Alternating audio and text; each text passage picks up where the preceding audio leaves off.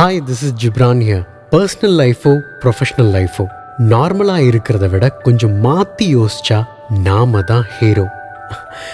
நம்ம கதையில் வர்ற ஒரு குட்டி ஹீரோவும் அப்படி ஒரு விஷயத்த மாற்றி யோசிச்சாரு. அது என்னன்னு நீங்களே கேளுங்க. ஒரு ஊரில் ஒரு அழகான குளம் இருந்துச்சு. அந்த குளத்துக்கு பக்கத்தில் ஒரு குட்டி வீடும் இருந்துச்சு. அந்த வீட்டில் ஒரு அம்மாவும் பையனும் வாழ்ந்துக்கிட்டு இருந்தாங்க. அந்த பையன் கொஞ்சம் கொஞ்சமா அந்த குளத்திலேயே நீச்சல் கத்துக்கிறான். அவன் நல்லாவே நீந்தவும் ஆரம்பிச்சான். ஆனாலும் அவனோட அம்மா அவனை குளத்துல ரொம்ப தூரம் நீந்த விடாம வச்சிருந்தாங்க. ஆனா அந்த பையனுக்கு ஒரு நாளாவது அந்த குளத்துல ரொம்ப தூரம் நீந்தி பார்த்துடணும்னு ரொம்ப ஆசை. ஒரு நாள் அவன் ஆசைப்பட்ட மாதிரி அந்த குளத்தோட இன்னொரு பக்கம் நீந்தியும் போறான். அவனோட ஆசை நிறைவேறின சந்தோஷத்துல அங்க ஜாலியா வானத்தை பார்த்துட்டு பாட்டு பாடிட்டு நீந்திட்டு இருந்தான். ஆனா அதுக்கு அடுத்து வந்த ஆபத்தை அவன் கனவுல கூட நினைச்சு பார்க்கல. அவனை நோக்கி ஒரு பெரிய முதலை ஒண்ணு நீந்தி வந்துட்டு இருந்துச்சு. ஆனா அதை அவன் கவனிக்கல. அந்த நேரத்துல தான் அவன் அவ்வளோ தூரம் நீந்தி போனதை அவங்க அம்மா பார்த்தாங்க. கூடவே அந்த முதலையையும் கவனிச்சாங்க. அதை பார்த்துட்டு அவங்க அம்மா அவன் பேரை சொல்லி பயங்கரமா கத்த ஆரம்பிச்சாங்க. ஆனா அந்த பையனுக்கு எதுவுமே கேட்கல. உடனே அந்த அம்மா தண்ணியில குதிச்சு அவனை நோக்கி கத்திக்கிட்டே நீந்தி வர ஆரம்பிச்சாங்க. கொஞ்ச நேரம் கழிச்சுதான் அவங்க அம்மாவோட குரல் அவன் காதுல கேட்டுச்சு. உடனே அவனும் முதலையை கவனிச்சுக்கிட்டு பின்னாடி திரும்பி அவங்க அம்மாவை நோக்கி நீந்தி வர ஆரம்பிச்சான். ஆனா அதுக்குள்ளேயே முதலை அவனை நெருங்கி வந்துடுச்சு. அது அவன் கிட்ட வந்து அவனோட காலை கடிச்சு இழுக்க ஆரம்பிச்சது.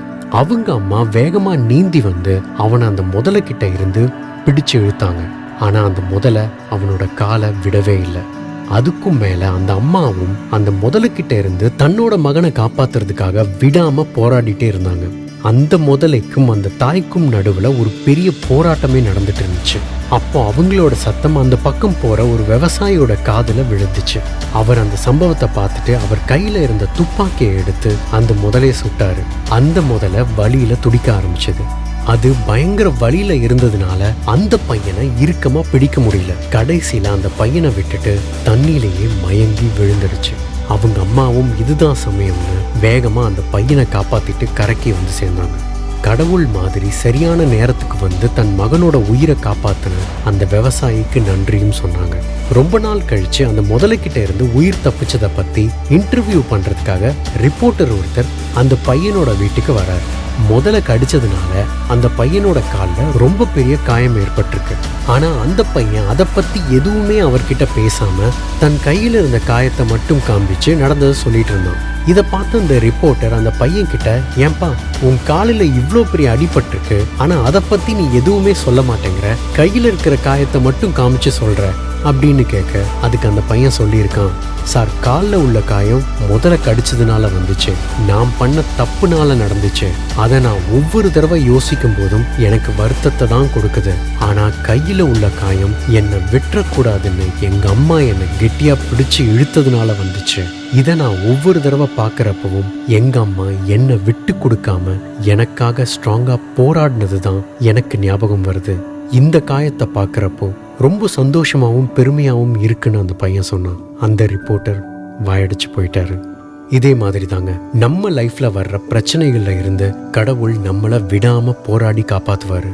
அந்த போராட்டத்துல நமக்கும் சில தழும்புகள் ஏற்படதான் செய்யும்.